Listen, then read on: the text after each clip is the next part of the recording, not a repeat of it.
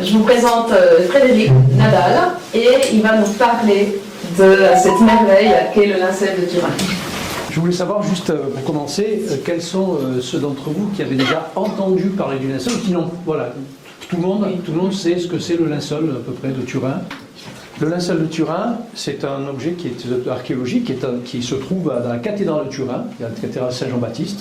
Le micro ne fonctionne pas. Non, il ne fonctionne pas, mais bon, je peut-être peux pas l'utiliser. Non, on ne va pas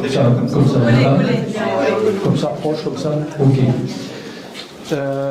Donc, ici, vous avez plusieurs toiles qui sont derrière vous, qui représentent le linceul de Turin, mais ce sont des toiles qui présentent une face ventrale et une face dorsale de l'homme dont on va parler, et qui est, vous le savez, Jésus de Nazareth. Mais pour vous montrer ce qu'est le véritable linceul de Turin, j'ai une copie qui est identique à celle que l'on trouve à Turin. Donc, est-ce que tu veux venir m'aider? Et je vais demander un volontaire également, juste pour tenir bien. Tiens, ce jeune homme là, les jeunes là. Pour étendre le linceul, pour montrer le tissu. Voilà. Alors, tiens, tu vas le prendre ici, prends-le ici. Voilà, tu te mets comme ça, voilà, bien, prends-le comme ça, tu prends les extrémités, ici, et vous allez le mettre comme ça, tu le tiens ici. Donc voilà, là vous avez la taille réelle du linceul que l'on retrouve à Turin, et c'est un morceau de tissu dans lequel un corps a été placé. Et vous voyez une chose intéressante, c'est que la silhouette de cet homme qui est à l'intérieur est très faiblement visible. Lorsque on ne la voit pas quand on est à moins de 2 mètres. C'est-à-dire que pour la voir, il faut être à plus de 2 mètres. Et on voit quelque chose d'assez tenu. Donc pendant des siècles, on avait ce tissu qui était vénéré comme une icône, peut-être ayant enfermé le corps du Christ. Et à partir d'un moment donné de l'histoire, on a pu faire des études scientifiques qui ont pu mieux mettre en valeur cette image. Donc cette image est exactement, ce linceul est exactement dans les tailles réelles du linceul, c'est-à-dire 4,44 m de long sur 1,13 m de largeur. Les deux images qui sont en haut. Frédéric, il faut que tu prennes comme ça. Un peu plus. Parce que c'est un horrible micro vieux, tu le prends comme ça. Très bien. Les deux images qui sont en haut, verticales, ce sont les mêmes images que celles que vous avez sur ce linceul, mais bien entendu rehaussées par de la couleur. Et après, je vous parlerai des différentes images. C'est bon, vous pouvez plier le plier. Voilà. Parfait.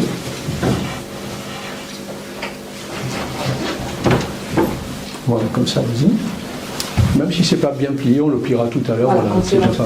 Ok. Merci. Voilà, c'est bon, vous pouvez vous asseoir. Merci pour votre participation. Donc, le linceul, c'est un tissu qui est énigmatique. C'est un document archéologique, peut-être le plus étudié de tous les temps. Ce linceul, c'est un tissu, comme je vous l'ai dit, qui fait 4,44 m de long et 1,13 m.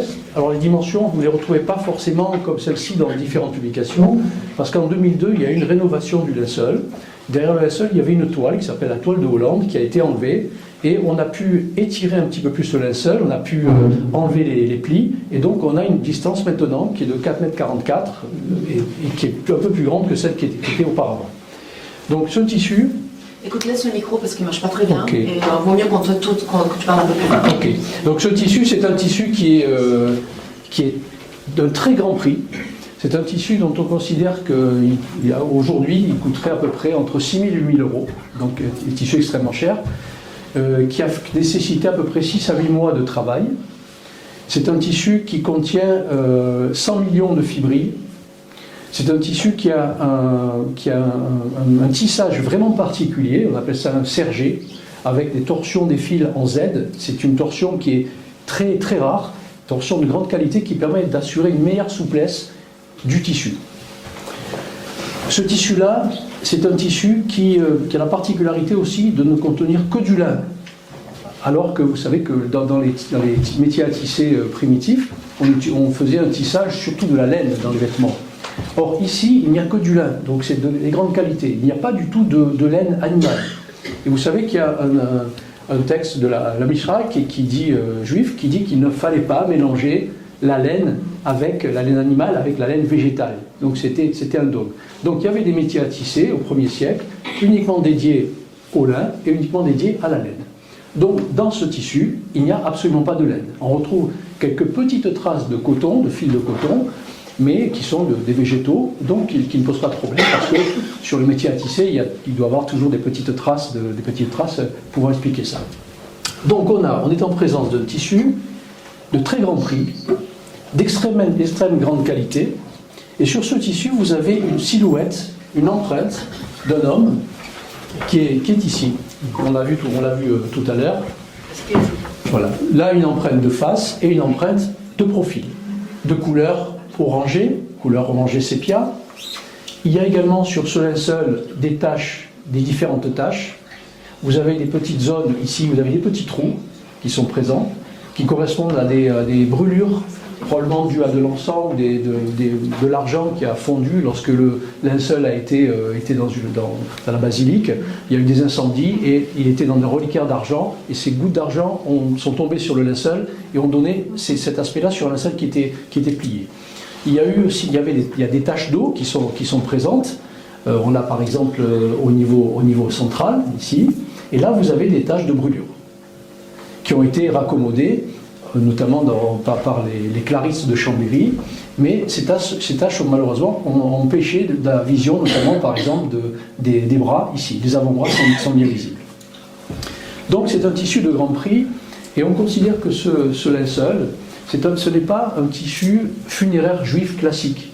Parce que les juifs, quand ils étaient enterrés en mettant la partie du linceul sur le sol, le cadavre était mis dessus, et on recouvrait l'autre partie du linceul sur le corps. Et donc, le linceul était mis dans un caveau, il était enterré. Au bout d'une année, la famille pouvait récupérer le corps, donc en brûlant tout ce qu'il y avait, les vêtements, toutes les choses qui avaient été laissées, et en récupérant les os pour les mettre dans un ossuaire. Donc ça, il ne pouvait le faire qu'1 an plus tard. Et il y avait un huissier qui passait, et le jour d'enterrement, et qui venait mettre une petite, ici, tout autour, un petit écriteau précisant Jésus de Nazareth, etc. Il faut qu'on puisse reconnaître, identifier, au bout d'une année, la personne. Donc, ce tissu, comment a-t-il été conservé? Après la mort de Jésus, bien entendu, les apôtres, Pierre, Jean, n'ont pas laissé toutes ces reliques de la Passion comme ça. Il y a une vénération particulière. Donc, probablement que ça a été récupéré et que ça a été gardé de façon assez prudente pendant des siècles.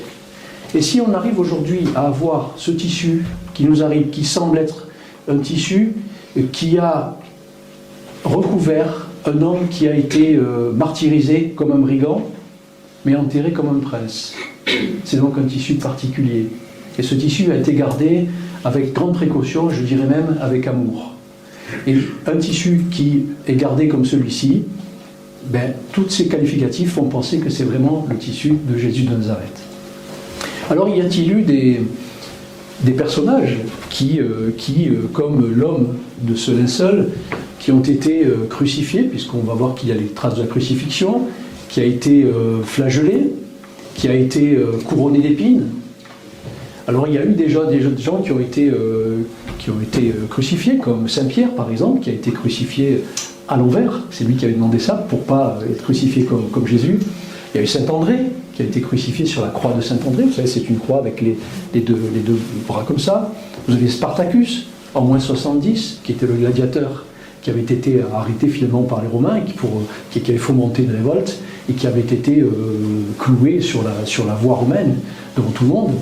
Vous aviez également, on a trouvé des textes précisant que le préfet Flaccus, qui était dans la décennie après la mort de Jésus, avait fait, dans le cadre de la persécution des chrétiens, avait fait arrêter beaucoup de chrétiens, et ils avaient fait flageller et crucifier. Donc on a des exemples de gens qui ont été flagellés et crucifiés. Mais on n'a pas d'exemple de gens qui ont été flagellés, crucifiés et couronnés d'épines. Et cette personne qui a été flagellée, crucifiée, couronnée d'épines, on le retrouve ici. Et qui a subi ça? C'est cet homme que l'on retrouve dans les évangiles, c'est donc Jésus de Nazareth. Alors, il y a beaucoup d'études qui ont été faites dessus. Et la première étude qui a commencé, c'est en réalité en 1898, qui a été par la photographie de Secondo Pia, qui a photographié cette image. À l'occasion d'une ostension, il a eu l'autorisation du Vatican, c'était un avocat, photographe amateur italien, qui était de grande qualité, qui était reconnu, qui est venu photographier dans la basilique de Turin le linceul. Et le soir, quand il a fallu développer les plaques photographiques, puisqu'il fallait un temps d'exposition assez long, c'était pas comme maintenant avec le portable, on arrive à faire des photos immédiates, il a pris la plaque, et là il a failli décrire ce qu'il a vu, il a failli faire tomber sa plaque, parce qu'il a été ébloui par ce qu'il a vu. Et qu'est-ce qu'il a vu? En photographiant ça, et surtout cette image, voyez-vous, elle est assez rehaussée par rapport à ce qu'on a vu tout à l'heure. Tout à l'heure, elle était presque invisible. Il a vu ça. C'est-à-dire qu'en faisant une photo d'un tissu, il s'est aperçu que en fait, ce tissu était déjà le négatif et que l'image qui sortait, c'était un positif.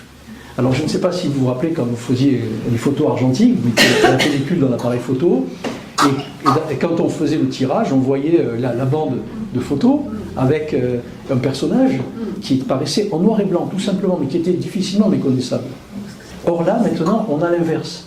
C'est-à-dire qu'on a à la fois un homme sur un tissu qui est difficilement reconnaissable, et quand on fait le développement, il devient vraiment reconnaissable.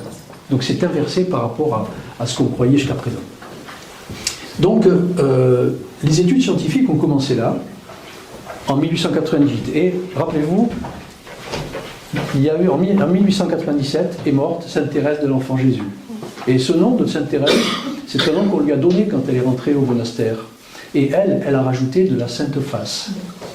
D'ailleurs, quand on parle de Sainte Thérèse, souvent vous direz que les gens disent Sainte Thérèse de l'Enfant Jésus et de la Sainte Face. Non, il n'y a pas le et. Il y a de la Sainte Face. Parce que pour elle, c'était pareil, c'est l'Enfant Jésus de la Sainte Face. Et donc, quand elle est partie, elle avait dit je souhaite être au ciel en faisant du bien sur la terre. Et donc, quand elle est partie, 1 an plus tard, la Sainte Face est apparue. Voilà. L'image qu'elle avait vénérée, qui avait été dessinée à la suite d'une vision que Mystique avait eue de Jésus. Donc, les études scientifiques ont commencé là, mais Secondo Pia a été discrédité. On lui a dit c'est pas possible, vous avez fait un trucage, c'est pas possible, c'est incroyable. Donc ce monsieur qui était honnête, qui avait fait un travail extraordinaire, s'est vu discrédité pendant des années. Et en 1931, vous aviez un photographe italien qui s'appelle monsieur Henriet, qui a refait les photos et qui étaient plus jolies. Donc ces photos de Henriet, ça par exemple, c'est tiré des photos de Henriet. Voilà. Donc il a refait des photos qui étaient encore de meilleure qualité. En 1950, premier colloque international de syndronologie. La syndronologie, c'est la science qui étudie le linceul, qui a commencé à travailler dessus. Donc des experts se sont réunis, bouleversés par ces images. Et en 1976, vous avez deux spécialistes américains, Jumper et Jackson, de la NASA, qui décident de traiter l'image avec le logiciel de la NASA, qui était fait pour étudier les reliefs des planètes. Et il s'aperçoit que sur cette image qui était retrouvée, cette image possède en elle un relief, une 3e dimension. Donc c'était quand même absolument extraordinaire. Donc branle-bas de combat, création d'une association qui s'appelle STURP, qui est en fait une association américaine qui étudie le linceul. Et donc le STURP obtient du Vatican la possibilité de venir pendant 3 journées, donc le Vatican avait été très strict. Vous venez 3 jours, 3 fois 24 heures, jour et nuit, étudier à Turin le linceul, pas plus, pas moins. Donc ils arrivent avec une 30aine de spécialistes, 5 tonnes de matériel, ils s'installent jour et nuit, des spécialistes de tous les niveaux, pas seulement des chrétiens, il y avait des évangéliques, il y avait des mormons, il y avait des juifs, il y avait des spécialistes de la photographie, de la paléontologie, de la chimie, tout ça, pendant 3 jours d'affilée. Et ils font un rapport, et dans ce rapport, ils disent, écoutez, on ne peut pas conclure, cette image est inexpliquée, c'est une image dont on ne peut pas dire que ce n'est pas une peinture. Cette image est une image qu'on n'arrive pas à créer nous-mêmes. Elle est indestructible, donc lorsqu'on met différents produits dessus pour la détruire, c'est impossible. C'est une image qui est très superficielle. C'est très superficiel. Il faut savoir que le linceul, celui-ci pèse à peu près 1,1 kg. Et la surface totale du linceul que je montrais tout à l'heure, c'est 5 mètres carrés à peu près. Et l'épaisseur du linceul, c'est la même épaisseur que celle que vous avez de mouchoir en tissu que vous avez avec vous. C'est 0,3 mm. Et cette image, elle attrape que la première partie, le premier tiers des fibrilles de ces 0,3 mm. Elle ne traverse pas le tissu. Et lorsqu'on retourne le tissu, on s'aperçoit qu'il y a derrière des traces, qui sont des traces de sang, du sang qui a coulé, qui est passé du devant à derrière. Il y a des traces de lymphe, il y a des traces de sécrétion, de transpiration, il y a des tas de différentes choses, mais l'image elle-même reste vraiment superficielle. C'est-à-dire que cette image, qui correspond à une oxydation déshydratante, c'est comme une brûlure, comme un flash qui aurait permis d'imprégner le corps qui était entre ces deux tissus et qui a permis de créer cette image sans qu'elle traverse le tissu. Par contre, ce qui était avant, les taches de sang qui sont retrouvées dessus, elles ont traversé le tissu. Donc l'image s'est formée après les taches de sang. Ça veut dire quoi? Ça veut dire que si on regarde l'Évangile, Jésus a été flagellé, donc il a eu du sang de partout, il a eu la couronne d'épines, donc il a du sang de partout, il meurt, il est mis dans le linceul, il est allongé, le sang qui se trouve sur son dos traverse l'épaisseur du tissu, et puis 3 jours après, même pas 3 jours après, la résurrection, l'image du corps se crée dessus, et donc on a une image qui est au-dessus des empreintes de sang. Donc c'est assez extraordinaire. Alors comment vous voyez que l'image qui a été créée par Secondo Pia est beaucoup plus expressive. Là on a ce dessin ici, et là on a ça. Et on voit que, vous voyez, si vous avez remarqué, on a une inversion des images. Là par exemple, on a l'impression qu'on a l'avant-bras droit, et là en fait, c'est le côté gauche. C'est comme pour le négatif, les images sont complètement inversées. Et vous voyez que sur l'image Secondo Pia, l'image de l'homme est beaucoup plus visible. Là, ce que vous avez ici, donc la face ventrale et la face dorsale, c'est une image qui a été traitée par informatique par M. Thierry Castex, qui est un ingénieur géophysicien français, qui est un ami, qui fait partie du CIEL, c'est le comité international d'études sur le linceul de Turin, et qui m'a donné l'autorisation de pouvoir imprimer cette image. Donc je suis le dépositaire en France de l'impression de l'image 3D sur le tissu. Donc c'est pour cela que vous avez la face ventrale, linceul de Turin, 3D Processing, 919 Thierry Castex. Et cette image-là a permis de traiter par informatique le corps de Jésus. Vous voyez qu'on voit encore beaucoup mieux. Et après, je vais vous décrire un petit peu tout ce que l'on voit dans le détail et toutes les blessures qu'il a subies. Comment est arrivé le linceul ici? Alors, il y a 2 périodes. Il y a une période qui est très bien documentée, qui part de 1357. En France, en Champagne, à Liré, c'est près de Troyes. Et là, qu'est-ce qui se passe? On a le chevalier de Charny, qui meurt en 1356 sur le champ de bataille, à la bataille de Maupertuis, qui est dite bataille de Poitiers. Il était l'oriflamme du roi. Et il était en possession du linceul. Sa femme, Jeanne de Vergy, désargentée, décide finalement de créer une ostension, c'est-à-dire une exposition du linceul, pour que les pèlerins puissent venir. Alors le droit de visite était payant, donc les gens payaient, ils pouvaient repartir avec des souvenirs. On a même trouvé ce qu'on appelle un méro dans la Seine. C'est un petit, comme on dirait maintenant un pins, c'est comme une petite plaque sculptée dans laquelle on voit bien le linceul qui est vu en position horizontale, celui que je vous ai montré tout à l'heure, avec le blason du chevalier et de sa femme. Donc les gens achetaient ça en souvenir, comme on achète des petites images de gigourier ou des chapelets. Donc ils font ça. Les évêques, le premier évêque et le deuxième évêque, Pierre d'Arcis, ne sont pas très contents parce que c'est un peu de l'argent qui est détourné. Parce que eux, ils aimeraient bien que cet argent aille au diocèse. Et donc, ça va à des particuliers.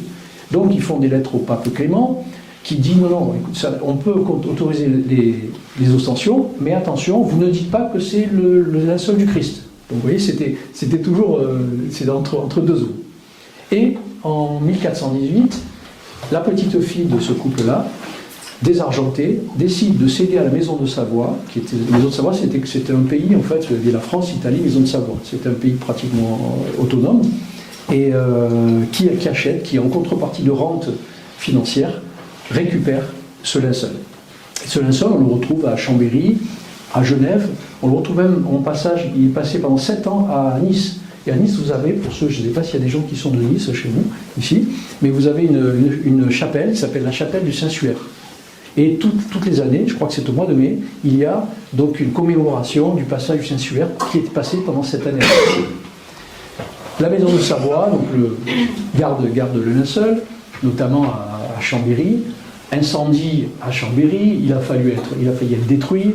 Et finalement, les Français attaquant la Savoie, le roi de Savoie décide de transférer le linceul à Turin. Et donc on le retrouve à Turin jusqu'en 1981, où le roi de Savoie décide de le donner à l'Église. Mais en disant, je veux que le linceul soit resté à Turin. C'est pour ça que maintenant le linceul se trouve à Turin. Alors, avant 1357, qu'est-ce qui se passait? On a des traces de la présence du linceul, notamment dans les premiers temps de l'Église. Il a fallu, les chrétiens étaient persécutés pendant au moins un siècle. Donc là, il fallait qu'ils fassent profil bas. Ils savaient qu'ils n'avaient pas, il ne faut pas se montrer. Donc ils se réunissaient, mais quand ils parlaient, ils avaient la nécessité de parler pas ouvertement. C'est-à-dire ils parlaient par symbole. Jésus était représenté sous forme de poisson. Vous aviez l'Eucharistie, c'était la nourriture de miel du Rédempteur. Le pain et le vin, c'était les symboles. Donc, voilà, il y avait tout un tas de choses comme ça. Les gens parlaient en code entre eux. Et donc, tout était fait pour qu'on ne persécute pas les chrétiens. 10 ans, 1 an après la mort de Jésus, il y a le diacre Étienne, vous vous rappelez, il a été lapidé, et donc il est mort, c'est un des premiers martyrs de la chrétienté. Et c'est pour cacher justement toutes ces reliques, ce qui était quand même étonnant, c'est que ces premiers chrétiens étaient quand même des juifs. Et normalement, dans la loi juive, vous n'aviez pas du tout à garder les produits qui ont touché un mort. C'était pas du tout habituel. Donc garder un linceul taché de sang, maculé de sécrétion, c'était presque une hérésie. Donc il ne fallait pas le dire. Mais les apôtres le cachaient. Et on s'est aperçu que lorsqu'il y a eu des incendies, vous aviez des taches d'eau qui correspondaient à de l'eau qui a été projetée pour éteindre l'incendie, mais en même temps, il y a des endroits où vous aviez beaucoup de taches d'eau. Et on s'est aperçu que quand on pliait le linceul d'une certaine façon, on arrivait, en mettant ça dans des jarres, avec l'humidité de la jarre, de l'humidité remontée, et en fait, quand on dépliait le linceul, on avait exactement les mêmes taches qui se trouvaient là où se trouve l'humidité remontée, ou là où se trouvaient les taches. C'est-à-dire qu'il a probablement été conservé dans des jarres, en fait. Et c'est le photographe italien Aldo Guereschi, celui qui m'a édité donc ces différentes, ceci, hein, qui a trouvé ça. Donc ils ont en pliant le linceul de façon parfaite. On retrouve également la même position des taches qui sont retrouvées dessus. Donc on avait ça. On avait en l'an 320 à Jérusalem l'évêque Saint Cyril de Jérusalem, dans une de ses homélies, dont on a gardé la trace, parle devant lui du linceul de Turin. Il dit devant nous le linceul qui est le linge qui a entouré le corps de notre Seigneur Jésus. Donc on a des traces comme ça qui sont apparues. En 400, le linge se retrouve à Édesse, qui est une ville de Turquie, et en 540, Édesse est attaquée par les Perses, et là, pour protéger un petit peu la ville, qu'est-ce qu'ils font? Ils prennent l'image du visage de Jésus, qui était en fait de ce linceul, qui était en fait enfermé dans une petite boîte, et ils le montrent aux armées adverses. Et là, miracle, les armées fuient. Donc à partir de là, à partir de cette période-là, en 544, tout a changé. Jusqu'à présent, le Christ était représenté dans les lieux où se faisaient les prières, dans les catacombes, sous forme d'un jeune homme de type grec, imberbe, avec un agneau sur les épaules. Et au niveau des voûtes des catacombes, eh bien, il était au sommet de la voûte. C'est le Seigneur qui est au-dessus de nous. Donc il y avait des poissons aussi qui le représentaient. Et d'un seul coup, à partir de ce moment-là, on a eu un changement. C'est-à-dire que dans toute l'iconographie, ce n'était plus un jeune homme imberbe que l'on voyait, mais c'était un homme avec des cheveux longs, une barbe bifide, une raie au milieu. Donc avec l'image que l'on retrouve ici. Ça veut dire qu'à partir de ce moment-là, quand la ville d'Édesse a pu faire fuir les Perses, la nouvelle s'est répandue dans le monde entier. Les artistes sont venus, ils ont copié cette image, cette photo, et donc on a pu avoir, même sur les pièces de monnaie de l'empereur Justinien, on a les mêmes images représentant ça. Et il y a des spécialistes ce sont notamment Paul Vignon, c'est un spécialiste français, qui a calculé que tous les points communs entre l'image que l'on retrouve ici et les images qui sont retrouvées sur les iconographies, sur les différentes icônes. Et il y a un taux de correspondance qui est faramineux. Ça veut dire que les gens ont été persuadés que c'était bien l'image du Christ qui était là. Alors, parmi les études qui ont été faites, vous avez tous entendu parler en 1988 de l'étude au carbone 14, qui a dit qu'il s'agit d'un tissu datant de l'époque de 1260-1390. C'était terminé. Les experts, quand ils ont rendu leurs conclusions, ils étaient devant un tableau assis, devant un tableau noir, avec les deux chiffres et un point d'exclamation. On veut dire point d'exclamation, c'est terminé. Il n'y a plus rien à voir.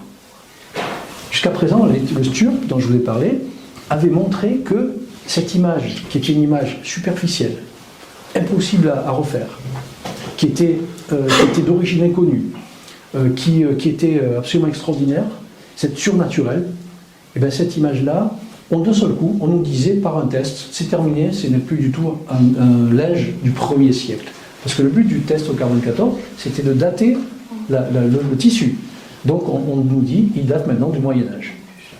Donc en science, le problème, c'est que quand vous avez tout un tas de preuves qui sont juxtaposées, et quand il y en a une qui dit l'inverse, c'est à celle qui dit l'inverse de prouver qu'elle a raison.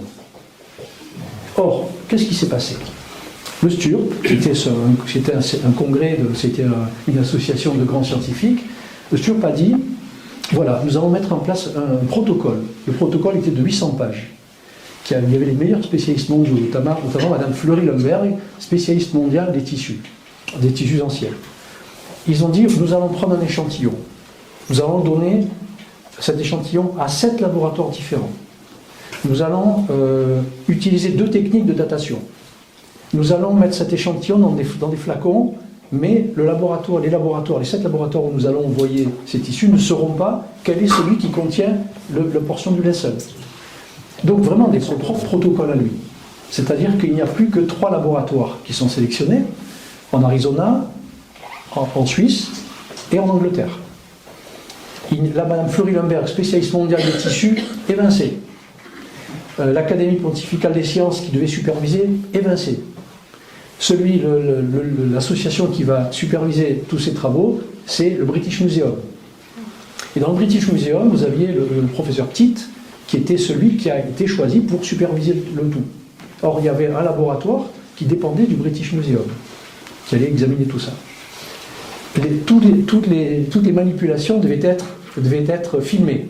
Or, au moment où il a fallu mettre les échantillons dans les pots, ils ont changé de pièce, ça n'a pas été filmé. Donc, il y a eu tout un tas de choses. Le premier protocole préconisait qu'avant de prendre un échantillon, il fallait nettoyer et puis examiner cette portion-là pour savoir si elle était correcte. Ça n'a pas été fait. Donc on s'est retrouvé avec des chiffres qui ne correspondaient pas à ce qui a été fait. Et donc là, par exemple, vous avez, là ici, vous avez le morceau qui correspond à la portion qui a été retirée pour être examinée. Là-bas aussi, c'est pareil. Et donc, voilà. Donc finalement, en 1993, quelques années plus tard, au congrès de Rome, le symposium de Rome, tous les spécialistes se sont réunis et la conclusion des minutes, c'est-à-dire de toutes les publications scientifiques, sur le livre qui est sorti est marqué « Identification de l'homme du linceul, Jésus de Nazareth ». D'emblée, sur le titre, sur la couverture du livre, on nous disait « c'est Jésus de Nazareth ». Donc, on a admis que le protocole avait été mal fait, qu'il y avait des études qui ont été mal faites, que 40 personnalités du monde de la finance et des...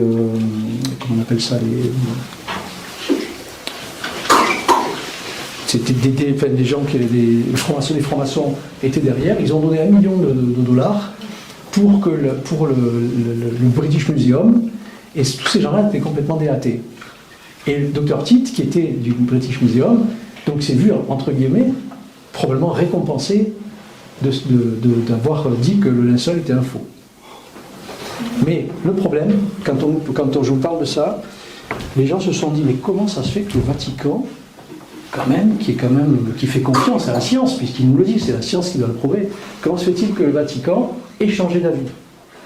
Alors il y a des livres qui ont été écrits, notamment le docteur François Giraud, qui était un médecin qui a fait des études médicales scientifiques extraordinaires, qui a écrit un livre sur ça. Et lui, si vous voulez, il pense que le pape Jean-Paul II il avait beaucoup d'amis juifs, et pour ne pas faire de peine à ces amis juifs, parce que si il admettait que le linceul turin était le linceul du Christ, et que le corps avait disparu miraculeusement, et bien ça voudrait dire que la religion juive avait tort, que les musulmans avaient tort. Donc par peur peut-être de créer un problème, il a parlé à ce moment-là de reliques, d'icônes, mais il n'a pas voulu qu'on mette tous les moyens pour pouvoir dire que c'était le linceul qui avait entouré le Christ. Ça, c'était une des hypothèses. Après, vous avez aussi l'hypothèse des gens qui ont conseillé le Saint-Siège, parce que le Saint-Siège, c'est une personne morale. En principe, vous avez 6 personnes qui ont décidé. Il y a le pape, son conseiller scientifique, le cardinal Casaroli, qui était le secrétaire d'État, son conseiller scientifique, et le cardinal Ballestero, qui était le gardien à Turin du linceul, et son conseiller scientifique. Donc 6 personnes qui se réunissent autour d'une table et qui décident comme ça, bon, voilà, on décide, on fait ça, on va simplifier, etc. Donc ça a fait beaucoup de mal, parce que dans les médias, comme vous le savez, on ne retient que ce qui est négatif. Et après, ça fait du mal pendant des années. Mais la science a tellement progressé, actuellement, on peut dire, alors normalement quand on s'adresse à des scientifiques, on ne doit pas le dire, mais on peut dire que c'est le drap qui a entouré le linceul du Christ. Alors, ce linceul du Christ, moi ce qui m'intéresse, quand je le regarde, quand j'étudie, c'est de montrer, c'est d'étudier, de faire comprendre la souffrance de cet homme Dieu. Parce que dans les évangiles, vous avez des phrases lapidaires qui vous disent ils l'ont flagellé, ils l'ont couronné d'épines, ils l'ont crucifié, il est mort, puis au 3e jour, il est ressuscité. Mais pourquoi est-ce qu'on dit ça? Parce qu'à l'époque, c'était normal de voir quelqu'un crucifié. Donc on ne va pas décrire quelque chose qui est normal. On ne décrit que quelque chose qui n'est pas normal. Donc c'est pour ça que la démonstration, la description n'a pas été faite. Mais quand on voit ce qui se passe, quand médicalement on voit les souffrances qu'il y a eu, on se dit c'est peut-être l'homme au monde qui a le plus souffert, l'homme qui était le plus beau, le plus bel homme des hommes, le plus beau des hommes, mais celui qui a le plus souffert sur toute la terre. Et je pense que si il n'avait pas eu la constitution robuste qu'il avait, parce qu'il a marché pendant 3 ans, dans l'évangile on ne le voit jamais sur un cheval, sur un char. Le seul moment où il est monté sur un animal, c'était sur le Titane, quand il est rentré donc à Jérusalem. Et il allait mourir. Et donc on a, si vous voulez, une description ici de sa passion. Alors, qu'est-ce qu'on peut dire sur Jésus? Déjà, avant je vais vous décrire la passion, comment ça s'est déroulé. On peut déjà le décrire. Donc c'était pour toutes les femmes qui seraient là, qui sont ici là, ce soir, je suis sûr que si vous l'aviez rencontré, vous seriez tombée amoureuse de lui. Parce que c'était probablement un garçon qui était... il devait être forcément beau. C'était pas un garçon tout petit, son père ne voulait pas vous laisser quelqu'un, vous voulez faire quelqu'un de beau. C'était le fils de Marie. C'est très beau. Très beau. Alors, les mystiques disent que Marie avait les yeux bleus et que Jésus avait les yeux bleus aussi. Voilà. Donc déjà, il faut vous dire qu'il avait les yeux bleus. Il était très grand. Sa taille était d'à peu près de 1,90 m. Les Araméens n'avaient pas les yeux bleus. Non, il y a différents même dans Judée, il y avait différents, des gens qui avaient les cheveux blonds, plutôt blonds, d'autres plutôt bruns, plutôt crépus, voilà, chacun. Mais, oui. Là, vous représentez avec les cheveux longs, alors que les Araméens n'ont pas les cheveux longs. Alors, les cheveux longs, on pense que Jésus, c'était un nazir. C'est-à-dire que c'était quelqu'un qui était tellement croyant, c'est une façon de montrer leur foi profonde. Et donc, ils avaient les cheveux longs, et d'ailleurs, il a même une queue de cheval. Vous avez ici, ici, une queue de cheval, que l'on retrouve également sur là. Voilà, on la voit ici. Donc les cheveux sont très longs, la queue de cheval est ici. Et ça, c'était vraiment les juifs très très croyants. Et les juifs qui étaient au temple, souvent étaient comme ça. Donc il avait probablement, grâce au traitement de l'image, on voit qu'ici, en couleur, il avait probablement les cheveux assez brun-roux en fait. Marie, on la décrit souvent avec les cheveux blonds, les cheveux bruns. Ça a été une première caractéristique. Deuxièmement, il était très grand. Il avait sur cette image, quand on va la décrire tout à l'heure, je vais vous montrer, parler de la Passion, il a des mollets qui sont très, très larges, en fait. C'est des mollets de marcheur. Voilà. Vous voyez ici la trace du mollet. Ici, ça c'est le mollet droit. Donc il a une stature de marcheur, de sportif. Pendant 3 ans, il marche. Il a ici donc un visage sémite. Il a une tête avec des cheveux, avec une raie au milieu, et les cheveux qui tombent sur le côté. Il a une moustache et il a une barbe. Alors, les Juifs étaient envahis par les Romains, et qui avaient les cheveux très très courts, qui n'étaient pas barbus. Mais eux, pour pouvoir se différencier, pour conserver l'identité de leur peuple, ils étaient comme auparavant. C'est comme dans leurs ancêtres. Ils gardaient la barbe, ils gardaient les cheveux longs. Ils ne pouvaient se couper la barbe que quand il y avait un décès. Quand il y avait un décès de la famille, ils le coupaient, voilà, et ensuite la barbe repoussait. Donc on a un aspect tout à fait sémite, et les anthropologues disent bien, voilà, on avait un nez, vous voyez, un nez un petit peu aquilin. Il a un front large, il a ici donc une barbe bifide, vous voyez ici, il a une moustache. On arrive à voir en 3D, là ici, on arrive à voir les petites dents également. Et donc il y a des détails que l'on peut voir, comme par exemple, on sait qu'il était sémite, pourquoi ? Parce que Thierry Castex, quand il a traité l'image, ici au niveau de, je ne sais pas si on le voit bien, on voit le méa urétral, et on voit qu'il était circoncis. Aussi. On voit même une goutte de sang au niveau du méa urétral. Parce que quand il a été flagellé, ses reins ont été cassés probablement par les coups de fouet. Donc il y a un saignement qui se fait, et donc le sang coule comme ça. Et comme il ne pouvait pas beaucoup uriner, puisqu'il était en anurie, donc automatiquement, c'est du sang pur qui sortait. Et donc on a trouvé ici en microscopie une petite tache de sang au niveau du méa ici urétral. Donc, et on a vu qu'il était circoncis. Donc, autre chose, il était vraisemblablement droitier. Pourquoi ? Parce que sur l'épaule, ici, là vous voyez cette image-là, là il est de dos, ici on a les traces de fouet, et ces traces-là sont écrasées. Elles ont des contours qui ne sont pas aussi nets que les autres contours qui sont là. Ça veut dire qu'il a probablement porté un objet lourd sur son épaule. Vous savez qu'on représente souvent le Jésus au chemin de croix, avec la croix totale, mais c'est pratiquement impossible que ça soit fait comme ça. Parce que la croix était vraiment trop lourde. Donc on portait ce qu'on appelle le patibulum, c'est-à-dire la barre horizontale. La barre verticale s'appelait le stipe. Donc quand le condamné portait la barre, il était cloué au Golgotha, et ensuite on le montait, donc soit avec 2 barres, comme ça on poussait la barre horizontale, et on l'emboîtait sur la barre verticale. Voilà comment ça se passait. Donc il avait ça sur l'épaule. Ici, donc il y a tout un tas de marques que je vais vous décrire. Il était, donc comme je l'ai dit, il était grand, il était costaud, il devait peser à peu près 90 kg. L'image que l'on a ici, ce n'est pas une image peinte. Pourquoi ? Parce qu'on n'a pas trouvé de pigments, ça fait partie des résultats des études scientifiques. Il n'y a pas de liant, il n'y a pas de coups de pinceau à droite à gauche comme les font les peintres, hein, quand ils peignent, ils font comme ça, ils regardent un peu sur le côté, donc là tout est dans la même direction. Et l'image est très superficielle. Et si il s'agissait d'une peinture, et ça c'est un argument que l'on peut donner aux gens qui sont en argumentation pour les faussaires, l'image, comme je vous disais tout à l'heure, est très superficielle. Il faudrait qu'il y ait un faussaire qui est peint fibrille par fibrille, avec un pinceau qui ferait 2 mètres de long. Il aurait donné des tout petits coups très superficiels pour ne pas que la peinture bave et soit absorbée par le tissu. Parce que quand vous prenez un tissu comme un mouchoir, si vous mettez un morceau de peinture, vous le retournez, vous voyez que vous avez la peinture qui a traversé. Or là, ce n'est pas le cas. Donc il aurait fallu un faussaire qui ait un pinceau long de 2 mètres et qui puisse, fibrille par fibrille, faire des peintures comme ça.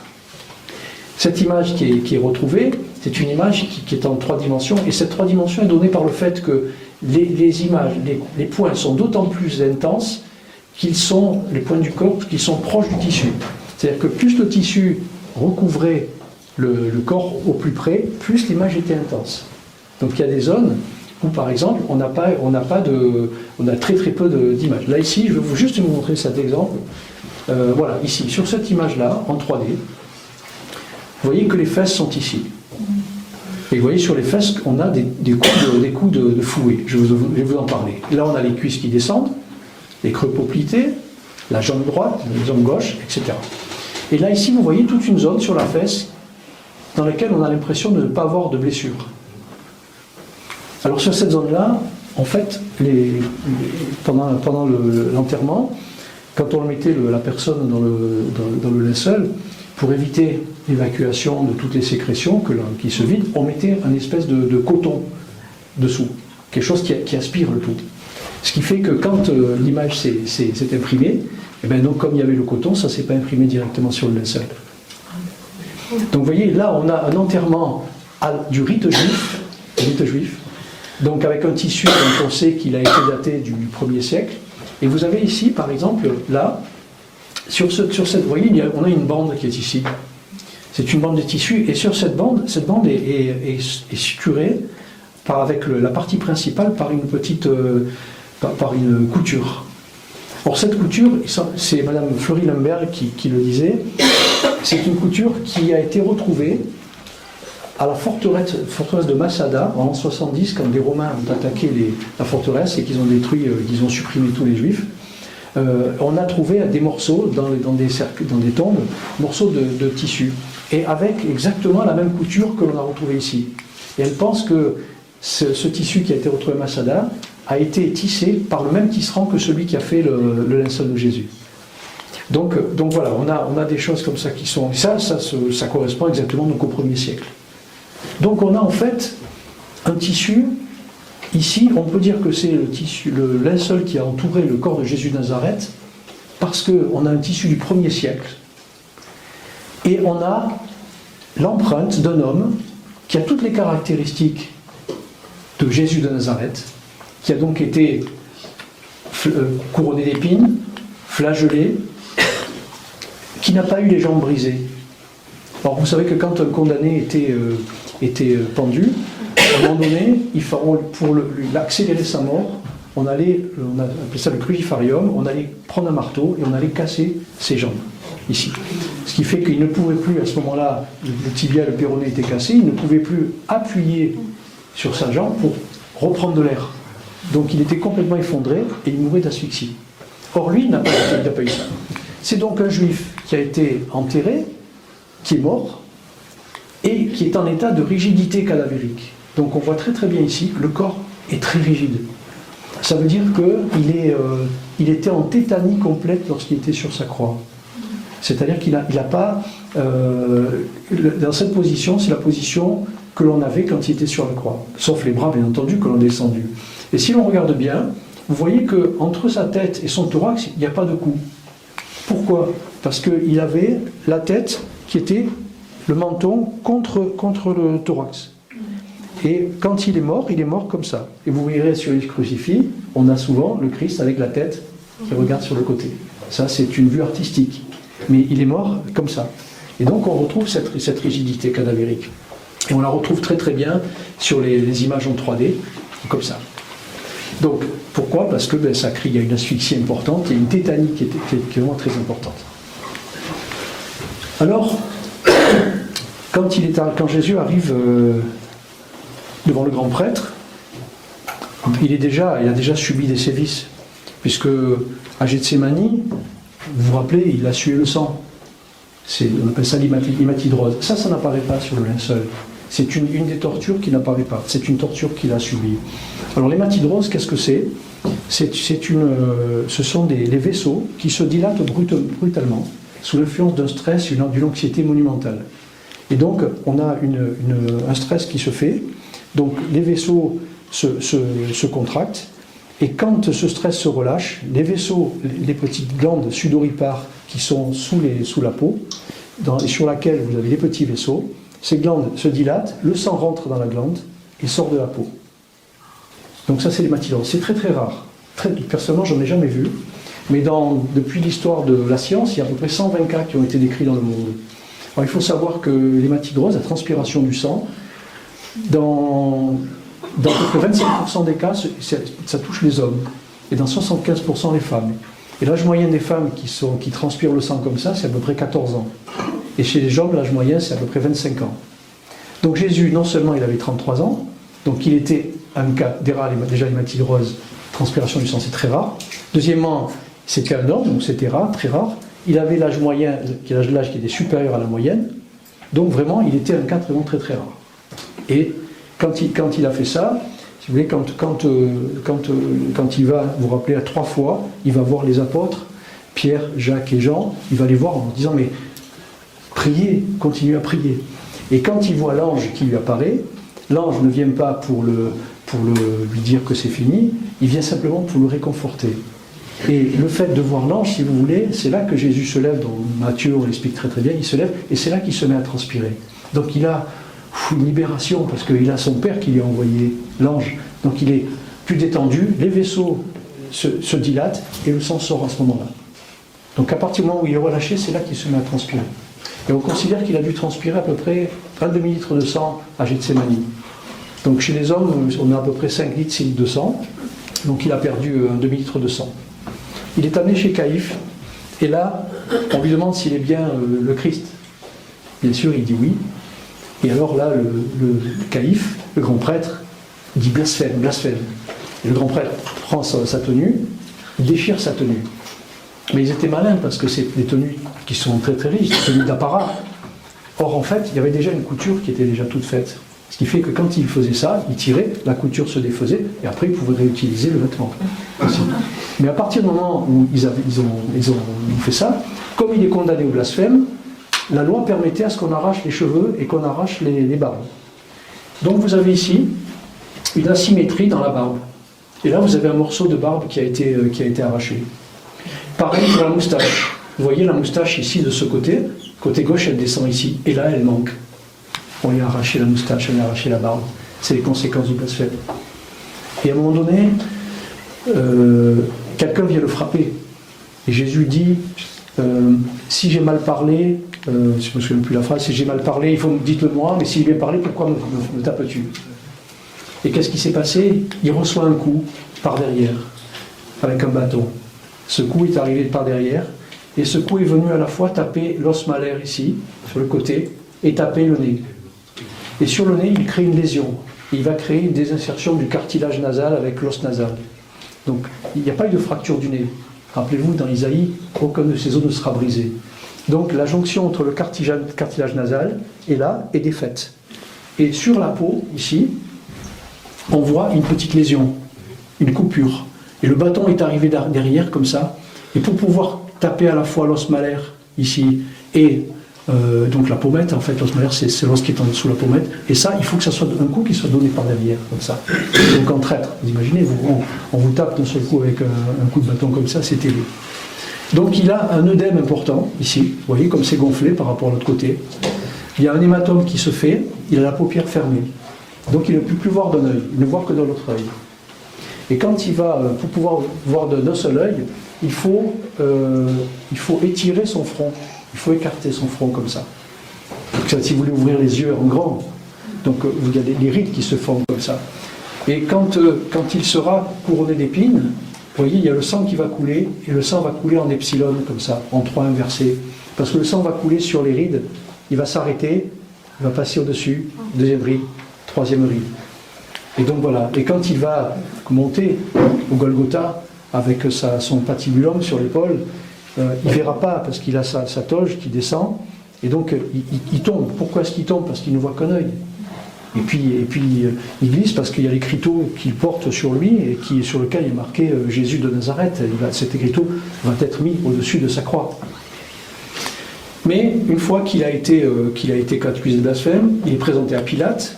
Pilate finalement pense que non, il n'y a pas d'indication à tuer cet homme, mais bon, il faut quand même le punir un petit peu, on va le flageller. Flagellation. Il est amené par des bourreaux pour être flagellé. Et là, ce n'est pas comme vous avez peut-être vu aussi le film de Mel Gibson, là, La Passion du Christ, où on le voit sur une colonne, il est à genoux, comme ça, il a les mains comme ça sur la colonne. Ça, ce sont les visions de Catherine Emmerich. Mais ça ne s'est pas passé comme ça, parce qu'on le voit très bien avec le linceul. En réalité, il y avait une colonne, mais elle était très haute, et il y avait une tige comme ça, qui permettait la suspension des bras. Donc il avait ses bras qui étaient suspendus, donc il était droit, et vous aviez les bourreaux. Il y en avait deux. On sait qu'il y en a deux parce que les coups ne sont pas les mêmes, ceux qui sont portés voilà, ici d'un côté et de l'autre. Le bourreau qui était du côté gauche était plus grand. On le sait parce que les coups ne sont pas les mêmes que le bourreau qui était du côté droit. Et en fait, ils ont utilisé un fouet qui est un fouet romain. Et ça aussi, c'est une punition romaine et non pas juive. Parce que les Juifs, vous aviez un nombre de fouets, dans une punition, un nombre de coups de fouet qui était limité à 40. Et on s'arrêtait même à 39 pour ne pas dépasser, parce qu'il fallait ne pas enfreindre la loi. Et donc là, on a affaire à une flagellation à la romaine, et non pas une flagellation juive. Donc, ces Romains qui n'étaient pas des poètes, se sont mis à le flageller, avec des fouets qui s'appellent les flagrums. Les flagrums, c'est une longue tige avec 2 lanières ou 3 lanières. Et au bout de ces lanières, vous aviez des petites haltères en forme de billes métalliques, ou peut-être des osselets, on ne sait pas trop, des osselets de mouton. Et donc, il y en a un qui se mettait d'un côté, Jésus les bras en l'air. On sait qu'il avait les bras en l'air. Pourquoi? Parce qu'il n'a pas de traces de fouet sur les avant-bras.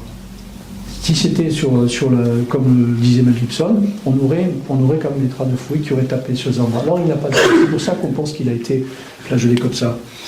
Et donc il reçoit des coups de fouet sur le dos, sur les fesses, sur les cuisses, sur les jambes, de partout.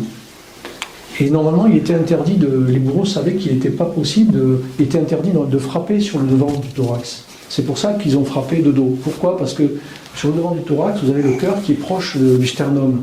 Et l'impact est tel que vous risqueriez l'énergie se propage en profondeur et ça risquerait d'abîmer tout de suite le cœur. Et donc l'homme pouvait mourir si c'était une simple punition. Donc c'est pour ça qu'il était flagellé. Mais les lanières étaient tellement larges qu'elles passaient quand même un peu devant comme ça. Mais leur course était un petit peu atténuée. Donc sur le corps, il y a à la fois l'impact des petites billes, des haltères. Là par exemple, vous voyez une bille, et vous avez la petite barre de fer qui relie les haltères. Et vous avez les impacts des lanières en cuir qui tapaient comme ça. Donc le sang qui est vu sur le corps, sur le linceul ici, sont les zones qui ont saigné. Mais il y a des zones qui n'ont pas saigné, mais qui étaient bleues. Vous aviez des ecchymoses importantes, ou alors qui ont saigné à l'intérieur du corps. Et donc on considère qu'on a calculé que la surface totale qui a été atteinte est de 65% du corps. C'est-à-dire que vous prenez une surface de 10 cm², 6 cm et demi, c'est les lésions de la peau qui sont abîmées. Ce qui était énorme. Donc à ce moment-là, Jésus est moribond, il vient de recevoir plus de 100 coups de fouet, ce qui était vraiment énorme. Donc il ne tient plus debout. Et là, il vient de perdre 1,5 litre de sang. Il avait déjà perdu 500 à Gethsémani. Il est en état de déshydratation, il n'a pas bu depuis la scène.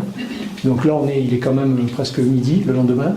Donc il a perdu peut-être 10 kg de son poids, plus 2 litres de sang. Donc il arrive moribond. Là, impossible de monter les 600 mètres qui vont au Golgotha avec la grande croix, ce n'est pas possible. Donc c'est pour ça que rapidement il est aidé par Simon de Cyrène, qui est recruté par les Romains. Donc il monte, il arrive au Golgotha, on lui demande d'étendre ses bras au sol, sur le patibulum. Alors, on mettait préalablement sur le bois, on faisait un trou préalablement, on allait clouer les mains, et le clou traversait la main, arrivait sur le doigt, et sur le trou qui avait été préalablement fait. Et donc, le clou était enfoncé, il le tournait pour tout bloquer. Mais, contrairement à l'iconographie, vous avez tous vu les crucifix, hein, je ne sais pas celui-là comment il est, mais les clous ont été plantés non pas dans la paume des mains parce que le corps ne tient pas. Il a été planté dans les poignets, dans un espace ici, entre les os, qui s'appelle l'espace de Desto. Et ça, c'est le docteur Pierre Barbet, qui était neurochirurgien, qui est chirurgien à Paris, à Saint-Joseph, qui est le grand-père du président de notre association, Antoine Ton Visage, qui s'appelle M. Louis Cador, et qui a montré ça. Donc il a fait l'expérience sur des cadavres. Les cadavres tiennent quand le clou est planté dans le poignet, et non pas quand il s'est planté dans la main. Alors on a quelques crucifix qui ont les clous dans les poignets. Ça, c'est très bien. Il ne faut pas penser aussi que le Christ avait les bras qui étaient étendus comme ça, perpendiculaires au corps. C'est théoriquement impossible. Parce que quand vous êtes sur la croix, pour pouvoir, on ne vous laisse pas mourir tout de suite, il fallait donner l'exemple. C'est pour ça qu'on faisait en sorte que la personne puisse tenir sur la croix un certain temps pour que les gens puissent être impressionnés et évitent de faire encore des bêtises, des délits. Donc, il avait les bras comme ça, il n'avait pas les bras comme ça, parce que s'il avait les bras comme ça, il n'aurait pas pu, si vous voulez, se baisser.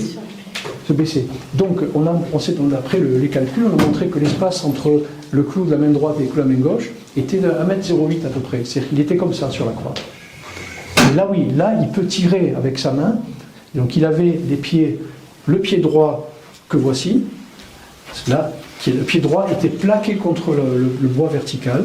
Et le pied gauche était dessus. Alors, on pense qu'il y a soit un clou, soit deux clous. Là, les experts, chacun a sa version. Moi, je pense qu'il y avait deux clous, parce que c'est plus facile. Parce que quand vous essayez de superposer le pied droit et mettez le pied gauche comme ça, il faudrait un clou qui soit grand comme ça. Donc c'est énorme, c'est vraiment énorme. Au niveau des mains, les clous faisaient à peu près 8 mm de côté. C'était des clous carrés. Or, l'espace dans lequel le clou va rentrer mesure 3 mm. C'est-à-dire que quand vous rentrez le clou, automatiquement, les os s'écartent, ça fait une douleur atroce, et là, ça va titiller un nerf qui s'appelle le nerf médian, qui passe au niveau du poignet. Or, quand vous avez le nerf médian qui est stimulé, le pouce se rétracte. Comme ça. Donc sur la croix, il avait les doigts comme ça. Et c'est ce qui explique que sur cette image, sur ces images-là, au niveau des poignets, on ne voit pas le pouce. Parce que le pouce est rétracté. Il est comme ça. C'est anatomique. Quand on fait ça, le pouce saute. On va clouer les pieds ensuite. Et il faut savoir que les Romains quand même étaient économes. Donc c'est-à-dire que la croix elle-même n'était pas très haute. Elle doit faire, je dirais, 2,20 m de hauteur. C'est-à-dire que les pieds ils arrivaient à 15 cm du sol. Ici. Donc c'était pas comme dans certains calvaires où on retrouve les croix qui sont comme à Lourdes. Je ne sais pas si vous avez vu le chemin de croix à Lourdes, on a des croix immenses. Non, c'est à hauteur d'homme. C'est pour ça que quand vous aviez Marie-Madeleine, Marie, la mère de Jésus, et Jean qui étaient là, ils étaient à côté, ils étaient près de lui, comme ça. Il devait probablement lui toucher les pieds ou récupérer le sang qui coulait. Donc, et puis, quand Jésus a parlé, il était tellement en asphyxie, comment peut-on imaginer qu'il va prononcer des phrases qui sont retenues s'il était à une hauteur très importante? Il pouvait à peine respirer. Donc il fallait qu'il soit proche de la croix pour pouvoir écouter ce qu'il disait. Donc, il a des difficultés à respirer et il était droitier. Pourquoi il était droitier? Parce que déjà, on sait que quand il a porté le patibulum, ici, on voit que les blessures qu'il a reçues sont écrasées. Elles n'ont pas les mêmes contours, donc il a porté un objet lourd ici. Et au niveau du côté gauche, ici, on a des zones également écrasées, mais pas de la même façon. Ça veut dire que quand il portait le patibulum comme ça, et quand il est tombé, le patibulum a tapé sur le côté, sous l'omoplate gauche. Et donc ça a écrasé, ça faisait des à-coups comme ça. Et donc ça, on le déduit vraiment très très bien. On voit que le pied droit ici, donc est plus bas que le pied gauche. Ça veut dire que le pied gauche la jambe gauche était pliée, le pied droit était mis contre le stipe, comme ça, ici, là, et le pied gauche était par-dessus. Et la jambe était comme ça. Sur la croix, il avait cet aspect-là. Et on sait qu'il était, d'après moi, il était probablement droitier. Ça, je l'ai lu nulle part, mais c'était une de mes hypothèses. Parce que déjà, il portait le patibulaire sur le côté droit. Quand vous êtes droitier ou gaucher, vous mettez sur le côté, vous avez plus de force pour porter un gros poids, c'est normal. Et ici, le bourreau devait probablement demander si la personne était droitière ou gauchère. Pourquoi? Parce que quand il était sur la croix, pour pouvoir respirer, donc il était obligé de respirer, après il se laissait aller, et puis au bout de certains temps, il est obligé de remonter pour pouvoir reprendre de l'air. Donc on remonte avec le côté droit, le côté le plus fort, c'est-à-dire le côté, si on est droitier, avec le côté droit. Donc il appuyait comme ça, et surtout avec sa main droite, il tirait pour pouvoir remonter, pour respirer. Et on le sait parce que on a montré qu'on a calculé ici, on a pris l'axe ici, et on sait que l'épaule droite est plus basse de 5 cm que l'épaule gauche. Et on sait qu'on a une torsion du rachis comme ça qui se fait légère. Ça veut dire qu'il y a une torsion qui se faisait sur la croix, et cette torsion est restée quand il est mort, puisqu'il était en état de rigidité cadavérique. Donc ça nous dit bien la position qu'il avait sur la croix. Il ne faut pas croire qu'il est mort comme ça, avec la tête sur le côté. Voilà, comme ça s'est bien passé, donc allez, je m'éteins, et puis non. Il était complètement tordu, hein, c'était vraiment atroce de voir ça, quoi. Donc, si vous voulez, on a ces choses qui sont assez terribles. Et là, ici, enfin, vous avez là, c'est dans cette zone-là, ça, c'est du sang. Et là, c'est une plaie qui est la seule plaie qui n'a pas fait souffrir Jésus, puisque là, c'est la plaie du côté, qui a été donnée en post-mortem. Et la loi, quand le centurion va voir Pilate, lui dit, ça y est, il est mort. Donc, Joseph d'Arimathie demande à Pilate le corps de Jésus, et Pilate veut s'assurer qu'il est bien mort. Il dit au centurion, va vérifier qu'il est mort. Comme il a vu qu'il est mort, qu'est-ce qu'il fait? Les Romains prennent une lance, et c'est ce qu'on appelait le coup de grâce. C'est comme dans les condamnés des fusillés, un fusillé qui est fusillé, pour s'assurer qu'il est bien mort, le chef du peloton d'exécution prend un revolver et lui tire dans la tête. C'est le coup de grâce, pour s'assurer qu'il est bien mort. Mais là, c'était pareil. Il fallait donner un coup au niveau du thorax. Donc, il prend une lance. Donc, vous voyez que c'était ce qu'on appelle une lancéa. C'est-à-dire qu'on s'est aperçu que le trou qui est là, la plaie d'entrée, c'est une plaie qui est béante. Et c'est une plaie qui fait 45 mm sur 15 mm. C'est exactement le diamètre de la lancéa, de la lance romaine, qui était utilisée pour les batailles. Et les Romains, ils avaient une grande dextérité. Dans les batailles, il fallait, pour tuer quelqu'un, en passant du côté ici, de ce côté droit, ils tuaient tout de suite la personne. Donc il fallait qu'ils avaient une grande dextérité. Et le Romain, pour pouvoir, la lancéa n'était pas très grande, mais pour pouvoir donner un coup, il ne fallait pas que Jésus soit trop haut.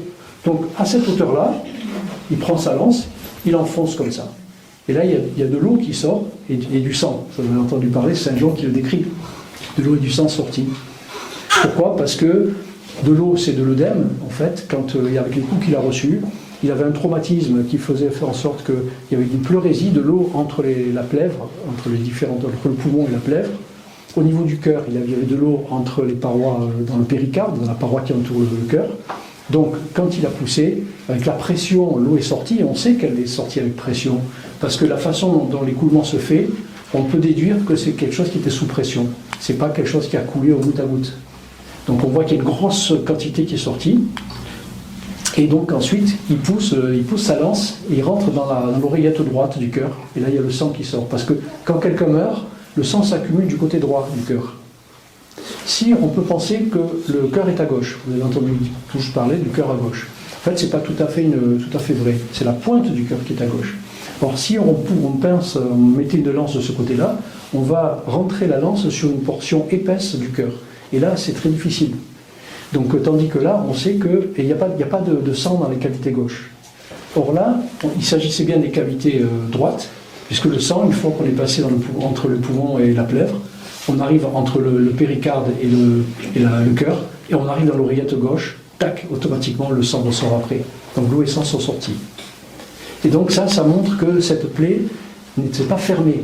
Et lorsque vous avez quelqu'un qui est blessé, qui est vivant, et lorsqu'on retire le couteau ou la plaie se referme. Il y a une rétraction musculaire qui se fait, qui a pour objectif de fermer les vaisseaux. Tandis que quand quelqu'un est mort, vous donnez un coup, la plaie reste ouverte. Elle est béante. Donc là, la plaie est béante. C'est donc un coup qui a été donné après la mort. Ça qui correspond à ce qu'on a sur les évangiles. Voilà. Que dire au niveau des études qui ont été faites pour compléter un petit peu tout ça? On a trouvé notamment sous les narines, on a trouvé sur les genoux, sur les pieds, des pierres calcaires qui s'appellent l'aragonite. L'aragonite, c'est une pierre qui se trouve notamment à Jérusalem, dans le monde entier, mais dans Jérusalem aussi. Et cette aragonite, c'est une pierre qu'on a retrouvée dans les tombeaux anciens du 1er siècle et qui est très riche en strontium et en fer. Donc c'est vraiment cette poussière de calcaire, on l'a trouvée là-dessus.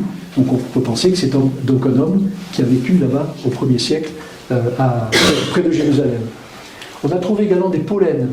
Le médecin légiste s'appelait Max Frey, c'est un Suisse, qui est un spécialiste un criminologue, lorsqu'il a eu des études sur le linceul, il a pris du scotch, il a récupéré des petits morceaux sur tout le linceul, il a examiné les pollens, il s'est aperçu que très grande majorité des pollens provenaient de la Palestine. Et il y a 3 pollens précisément qui ne se retrouvent qu'entre Jérusalem et Hébron. Donc l'étude des pollens montre qu'on a une forte probabilité pour que ce soit un corps qui est vécu là-bas. Et enfin, vous avez des études qui ont montré que tout autour du linceul, en microscopie, grande microscopie, on a trouvé des fleurs. Par exemple, sur le côté droit, ici, on a trouvé des pétales de chrysanthème. Et il y a un spécialiste qui s'appelle M. Wenger et sa femme Marie, qui sont des botanistes, qui ont trouvé des images de 28 petits bouquets de fleurs tout autour du corps. Et ces fleurs, on les voit, 27 de ces 28 bouquets poussent en Palestine. Et on a une fleur qui s'appelle Aegyptus caparis, qui est une fleur qui a la particularité de pousser en mars-avril. Et c'est une fleur qui s'ouvre le matin à partir de 10h et qui se ferme le soir. Et en fonction du diamètre d'ouverture, on peut savoir à quelle heure il était. Et donc l'ouverture montrait que cette fleur avait été cueillie entre 15h et 16h. C'est-à-dire le moment où Jésus était mort. Donc vous avez des femmes qui étaient là, qui ont voulu l'honorer en mettant des petites fleurs autour. Voilà.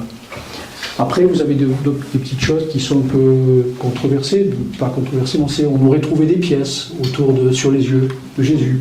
Moi, personnellement, je ne suis pas persuadé, mais des petites pièces qui auraient été mises là pour fermer la paupière. Parce que quand quelqu'un meurt, le premier muscle à se tétaniser, c'est le muscle grand droit des yeux. C'est-à-dire que quand quelqu'un meurt, vous savez, les yeux se révulsent, c'est pour ça qu'on ferme les yeux au mort. Parce que sinon, on n'a que le blanc qui monte comme ça, c'est pas très joli, ça fait peur. Donc on baisse les paupières. Et donc, parfois, comme il était en tétanie, il est possible qu'on ait du mal à refermer donc, les paupières.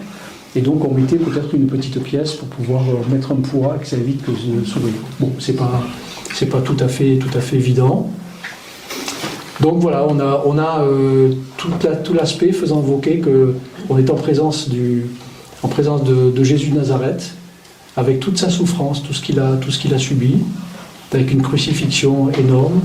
Les clous ont été là, ici vous voyez le clou du poignet gauche qui est ressorti ici. Et là, vous avez la tache de sang qui a coulé, de ce côté-là comme ça, contre la croix. Et le sang a coulé, on a trouvé deux coulées de sang ici de chaque côté.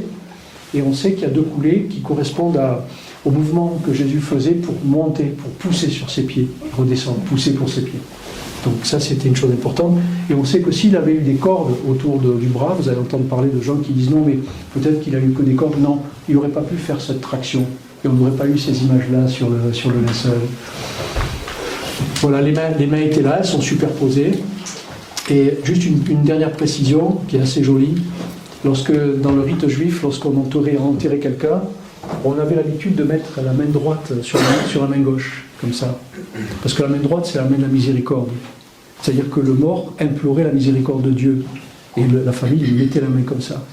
Alors pour Jésus, c'est l'inverse. C'est la main gauche qui est la main de la justice, qui est mise sur la main droite. Il n'avait pas besoin de miséricorde parce qu'il était lui-même miséricorde. Et donc il était la justice. Et ça, c'est une particularité de ce type d'enterrement. Et donc, probablement que les apôtres ont été conscients de tout ça.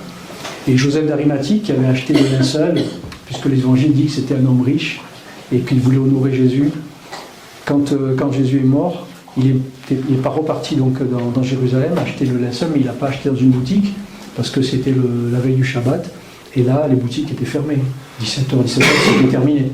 Donc lui, travaillant au temple, il avait accès à la boutique du temple. Et donc, il avait la possibilité d'acheter ce linceul. Et ce linceul était un tissu d'apparat, probablement, et non pas un linceul pour un rite funéraire, et qui était utilisé par les grands prêtres lors de la fête du Yom Kippour. Les grands prêtres venaient apporter, si vous voulez, venaient devant le Saint des Saints, en amenant, en offrant à Dieu le sang de l'agneau qui avait été tué. Et donc, pour lui, Jésus était comme un grand prêtre. Donc, il fallait qu'il ait ce tissu qui soit de haute qualité. Et donc il a dépensé 6 000 à 8 000 euros pour acheter ce tissu au magasin, donc il avait accès à ce magasin puisqu'il était les du temps aussi. Alors voilà, j'ai oublié certainement plein de choses, mais voilà, je voulais simplement vous expliquer tout ça, montrer l'intensité de la passion de Jésus. Là ici sur la tête, vous avez les traces de couronne d'épines, on a dénombré 50 piqûres à peu près. Donc on a fait, les bourreaux ont probablement fait ils ont pris du jonc. Un jonc, c'est un rond tressé comme ça qui servait notamment sur les tables pour mettre les plats dessus, comme le dessous de plat en fait. Et donc ils ont pris ça. Et rappelez-vous, Pierre était au pied du feu, il a renié 3 fois Jésus. Et là, il y avait des broussailles qui permettaient d'alimenter le feu. Donc il a probablement pris des petits, les bourreaux ont pris des petites broussailles, ils ont entouré ça sur le jonc, ils l'ont mis sur la tête, et donc il y avait des épines, ça piquait. Donc il y a 50 coups ici. Et donc là vous voyez au centre, je vous l'ai dit tout à l'heure, cette petite asperge d'epsilon qui coulait de façon en 3 inversée sur les rides, donc qui était bloquée par le trajet des rides. Et là vous avez ici 2 traces de sang qui sont du sang artériel. Là, c'est du sang veineux qui correspond à la piqûre de la veine centrale du front. Et là, ce sont des petites veines, des artères latérales. Or, un faussaire qui aurait fait ça, c'était impossible parce qu'il ne pouvait pas connaître l'anatomie vasculaire. Si c'était un faussaire médiéval de 1260-1390, l'anatomie vasculaire a été trouvée par Harvey en 1638, je crois, ou 48, donc beaucoup plus tard. Donc là, on a une description anatomique vasculaire qui n'était pas connue à l'époque médiévale. Donc là, vraiment, on a l'anatomie complète. Et il y a des faussaires qui ont essayé de copier, de faire des copies du linceul. Et les proportions n'étaient pas les bonnes. Parce que, notamment, là, on s'est aperçu qu'en mesurant la distance, le rapport entre le fémur et le tibia et le fémur, on a exactement les proportions d'un homme. Alors que dans toutes les grandes copies, même des grands artistes, les proportions ne sont pas les bonnes. Donc là, on a vraiment un corps humain, c'est un corps d'un homme, c'est le corps d'un homme mort, qui est tout nu, qui a été flagellé, qui a été crucifié, qui a été couronné d'épines, et qui est mort dans un état de pauvreté, de délabrement, qui était vraiment terrible, dans un tissu de très très grand prix. Donc on peut dire que nous avons là l'image de notre Seigneur Jésus. Voilà, si vous avez des questions à poser, oui.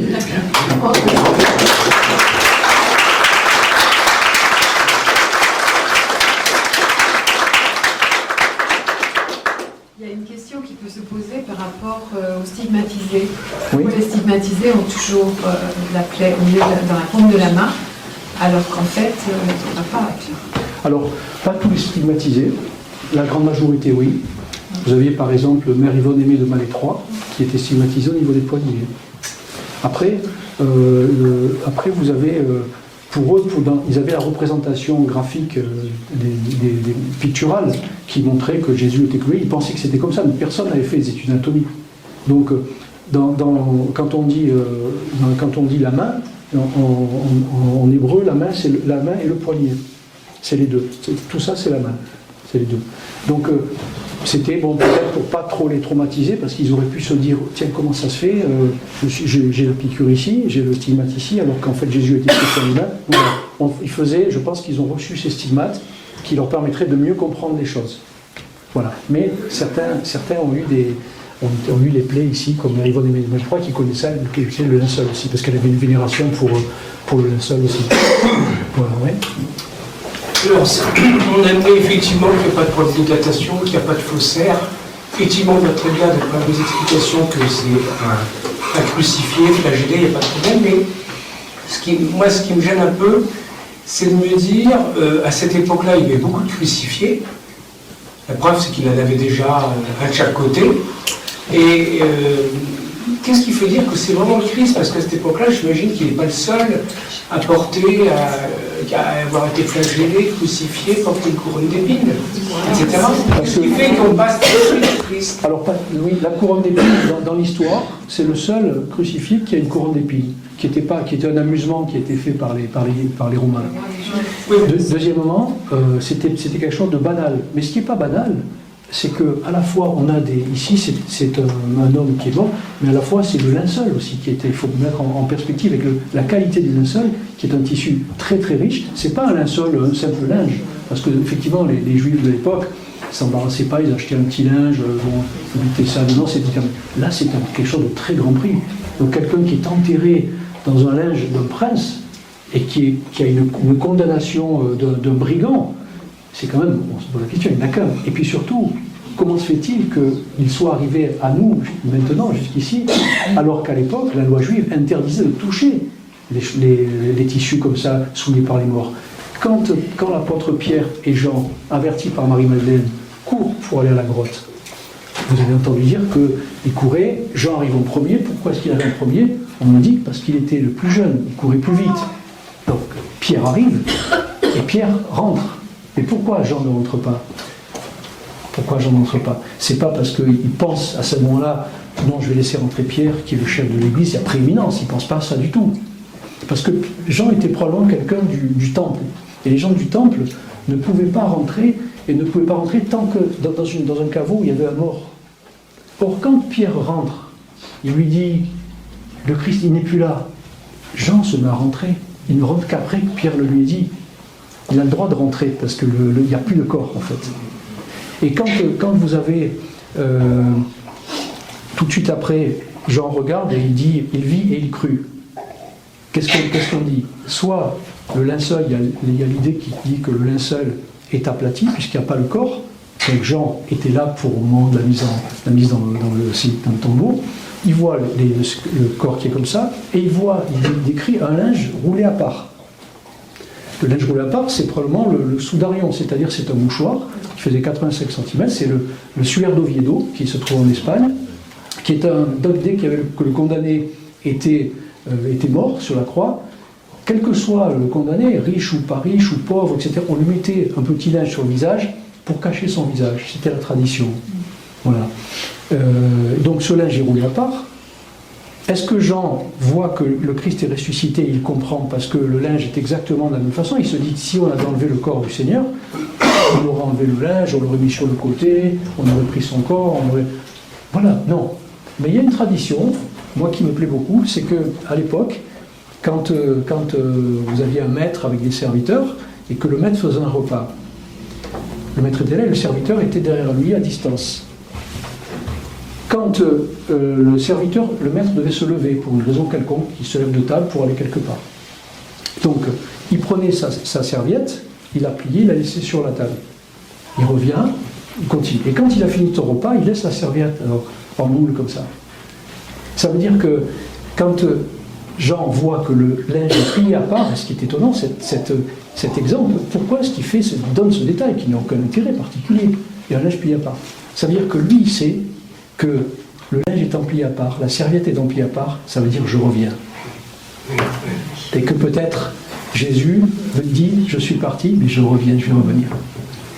Donc voilà. Donc voilà pourquoi on pense que c'est Jésus de Nazareth, cette dualité entre le linceul d'un prix énorme et surtout qui a été conservé avec précaution et avec amour. Parce que pourquoi est-ce qu'on conserve en 2000 ans un linge comme ça qui est passé de famille en famille, qui a été conservé dans des reliquaires en bois, en argent, de façon dans des familles nobles, bien cachées. Donc voilà. Donc on ne peut pas avoir un linge comme ça qui a contenu le corps d'un homme qui était complètement avec des taches de sang, de sécrétion, etc. Il faut qu'il y ait une justification. Oui. On a fait des analyses de sang. Oui. Et on a trouvé un X et un Y. Non, ça c'est l'ADN, ça c'est le chromosome, ça. Oui, On a étudié que le groupe sanguin. Et le chromosome, on ne sait pas voir quand Non, parce que le sang est trop vieux. C'est ça. Le groupe sanguin, c'est le groupe AB. C'est le même groupe sanguin que l'on retrouve sur le suaire d'Oviedo ou sur la tunique d'Argenteuil, qui aurait recouvert le corps de Jésus pendant son trajet au Golgotha. Mais non, l'ADN, on ne peut pas. Alors, il y a un livre qui a été fait par Didier von Koveler, Coder le Christ, cloner le Christ, ça s'appelle. Et donc voilà, on parle de l'hypothèse qu'on peut récupérer un peu de sang, voilà, après on calcule, on regarde l'ADN, etc. Après, le problème de l'ADN, si vous voulez... Il faut que le sang soit vivant, c'est ça? Comment? Il faut que le sang soit encore vivant. Oui, et vivant, voilà, c'est ça, ils sont encore vivants. Le problème de l'ADN, moi personnellement, je ne peux pas le prouver. Mais je serais plutôt, normalement on a 46 XY chromosomes pour un garçon, 46 XX pour les filles. Je pense qu'il n'avait pas 46 chromosomes, qu'il n'en avait que 23. Ah oui, parce qu'il a les chromosomes de sa mère, mais son père, bon, alors, c'est Dieu, est-ce que Dieu n'a pas de chromosomes? Il a peut-être eu cette capacité à pouvoir avoir que 23 chromosomes. C'est comme ça. Comment vous pouvez expliquer l'image en fait? Parce que j'ai une version où on dit que il est dit dans l'évangile qu'il va y avoir une boule d'énergie qui va se dégager du corps. Oui. Et en fait, la particularité, c'est que cette boule d'énergie, il ne faut pas qu'elle brûle le Saint-Sphère. Parce qu'elle est très très forte, pire qu'une bombe atomique. Mais il ne faut pas qu'elle brûle le... Oui. Donc c'est ça la particularité de... Oui, ça c'est encore... on ne sait pas trop. Il y a eu des études qui ont été faites, notamment par le père Ridaudo, qui est un physicien, qui a montré qu'il y aurait peut-être eu... il a fait des expérimentations qui sont très très très pertinentes et des expériences nucléaires qui donnent la même image que ça. Donc voilà, avec une image un peu roussie, qui est une oxydation superficielle, très superficielle. Le problème, c'est que quand il le fait, les rayons dans cette réaction partent de tous les côtés. Mais quand on met le tissu dessus, ça donne exactement la même image que ça. Tandis que là, c'est comme si, d'un seul coup, le linceul, la partie du corps, du linceul qui est sur le corps, c'était horizontalisé. Et puis, du corps, il y a un flash d'énergie qui fait que ça sort, et l'empreinte va se faire en haut et en bas, mais ne traverse pas le linceul. Ah, mais il ne faut pas que ça brûle le tissu. Non, mais c'est un temps. la capacité qu'a Dieu. À Dieu, tout est possible. Voilà, c'est ça. C'est une technologie qu'on ne connaît pas. C'est une technologie qu'on ne connaît pas. Et c'est ça, je pense, que le clin d'œil que Dieu nous fait, c'est qu'il dit, voilà, les gens vont dire ce que vous avez dit là. Moi, j'aurais dit la même chose que vous. Mais moi, je suis capable de créer une image qui va pénétrer à zéro, sur un tissu de mouchoir, d'épaisseur de mouchoir, encore à un tiers de l'épaisseur de ce mouchoir. Et cette image ne dépasse pas. Et là, on n'arrive pas, on ne sait pas pourquoi. On envoie des satellites sur la Lune, sur Mars, on décode la génétique, et ça, on n'est pas capable de le faire. Pour ça. Quelle taille fait Là, il fait 1m88. Ah, il se rapproche plus de la taille de Jésus que d'autres. Voilà. Oui, voilà, c'est ça.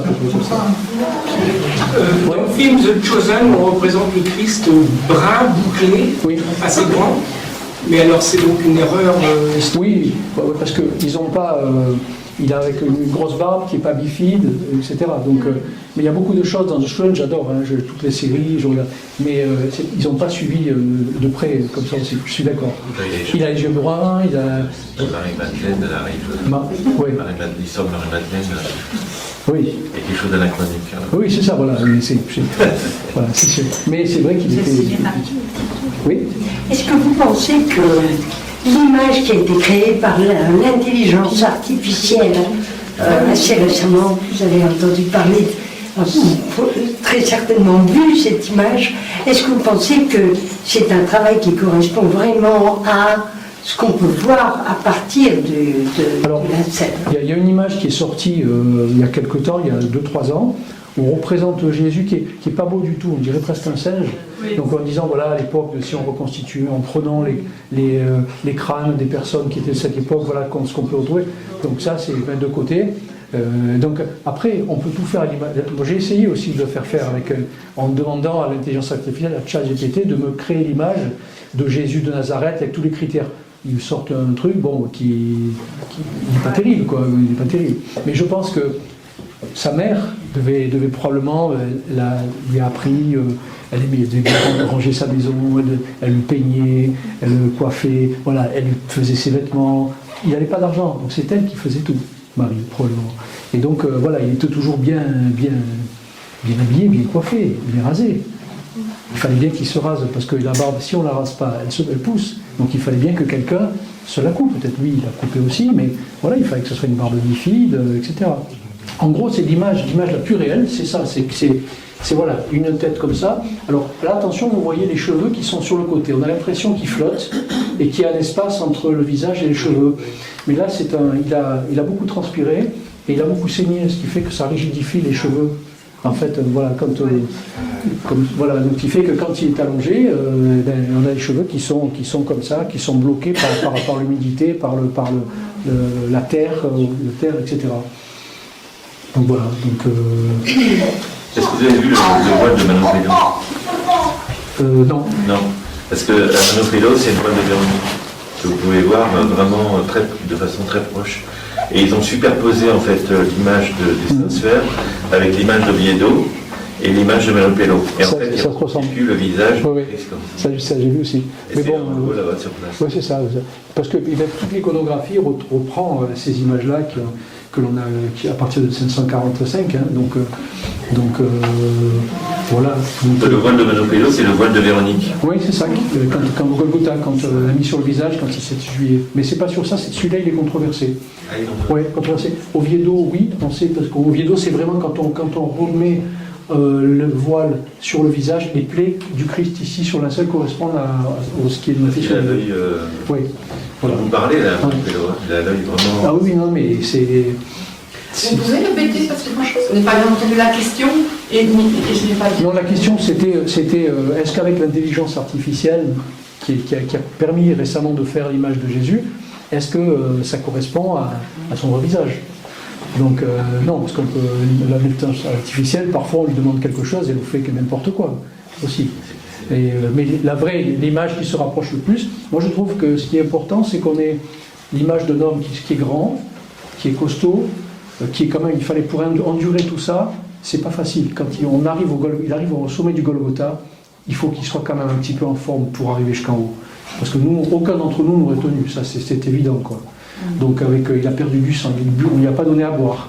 Il avait les reins cassés par les coups de fouet. L'énergie qui est propagée par le coup de fouet, les coups de fouet ont duré à peu près 10 minutes. C'est-à-dire un coup toutes les 10 secondes. C'est-à-dire qu'un bourreau d'un côté, taper, tac. Après, voilà, il faut se poser. Le temps que ça se renroule. Le deuxième tapé. Donc toutes les 10 secondes, il avait un coup pendant 10 minutes. Ça n'a pas duré longtemps, mais il était moribond. Il n'avait pas bu, il était en déshydratation, ça a cassé les reins. Les reins, l'impact est tellement important qu'on considère que tous les coups qu'il a reçus correspondent à l'énergie développée par une voiture qui roulerait, qui est 6 tonneaux à une vitesse de 90 km/h. C'est comme si vous aviez un boxeur poids lourd qui recevait 10 coups qui vous donnait 10 coups de poing, qui vous mettrait chacun KO pendant 10 minutes. C'est une énergie qui est monumentale. Et donc il fallait quand même qu'il soit suffisamment costaud pour encaisser tout ça. Donc ce qui fait que bon voilà, il a tenu, mais pas jusqu'au bout, puisqu'on a demandé à Simon de Cyrène de l'aider pour porter ça. Mais dans le film Passion, justement, on voit que la flagellation, elle était voulue pour que Jésus meure dans la forteresse Antonia et qu'il ne sorte pas. Pour que justement les chrétiens ne voient pas Jésus mourir en croix. Alors, on le voit dans le Passion parce qu'à un moment donné, il y a le centurion qui arrive pour dire arrêtez, vous en avez trop fait en fait. Oui, parce que les bourreaux c'était des brutes en fait. Ah oui. C'est des brutes. Mais en réalité, Pilate voulait donner une leçon parce qu'il n'avait pas envie que tuer cet homme-là. Il sentait c'était un innocent, peut-être un bené ou un illuminé. Donc il voulait pas crucifier. Après, quand les Juifs l'ont menacé, bon, il a accepté la crucifixion. Mais au départ, c'était une punition puisqu'il a dit voilà l'homme. Donc voilà, ça y est, c'est fait. On l'a puni maintenant, c'est terminé. Mais ils ont donné plus que 39 coups. Hein. Oui, alors on a vu 120 coups d'impact de fouet, 120 coups. plus les coups qui ne sont pas dessus, comme les coups de licteurs. C'est les petits fouets comme ça qui étaient donnés par les soldats ou au temple, comme ça, pour des petits coups comme ça, très brefs, ça fusait, ça faisait du bruit, comme des coups de micro de fouet. Et il y a un des spécialistes qui a compté 368 coups. Et comme vous avez Sainte Brigitte de Suède, qui est la patronne de l'Europe, qui a toujours voulu savoir combien Jésus avait subi dans sa passion de coups, Jésus lui apparaît et lui dit « J'ai subi 5840 coups ». C'est-à-dire que c'est pour ça qu'il a créé les oraisons de Sainte Brigitte, où vous faites chaque jour un Notre Père, un Je vous salue Marie, une lecture de l'oraison qui chacune reprend les tortures qu'il a eues. Et quand vous multipliez ça par 365, ça fait 5400. Des coups, les cheveux tirés, les coups, c'était terrible. Donc il a vraiment, vraiment souffert pour nous, quoi, et c'est quelque chose qui était assez terrible. Voilà. Donc, merci de votre écoute. Là, on a la photo du Christ juste avant qu'il ouvre les yeux. Oui, alors et justement, puisque vous parlez de ça, le monsieur Thierry Castex, l'ingénieur ici, me disait que dans ses derniers travaux, il a retrouvé que ici, au niveau du poignet, il a cette zone de sang qui a coulé, on la retrouve en filigrane en dessous. C'est-à-dire qu'elle y est deux fois. Et à différents endroits, il y a des blessures qui sont deux fois. Ça veut dire que là, il pense qu'on a capté, sur cette image a été captée au moment où la résurrection se faisait, au moment où le corps commençait à bouger. Et donc l'image est décalée. Donc voilà, l'informatique nous permet de traiter tout ça. Mais le problème, c'est qu'il faudrait des images encore beaucoup plus performantes. Et le Vatican ne veut pas donner aux spécialistes scientifiques les images qu'ils ont faites en 2002, qui est de très très haute définition par une société italienne spécialisée, et qui permettrait aux scientifiques maintenant d'étudier le linceul à partir de cette image. Et non pas sur le tissu, mais ils ne veulent pas. Ils font un blocage. Alors, figurez-vous que notre ami Frédéric est venu de Marseille et que ces images, ces tissus ont été amenés pour vous. Donc, cette conférence était pour vous.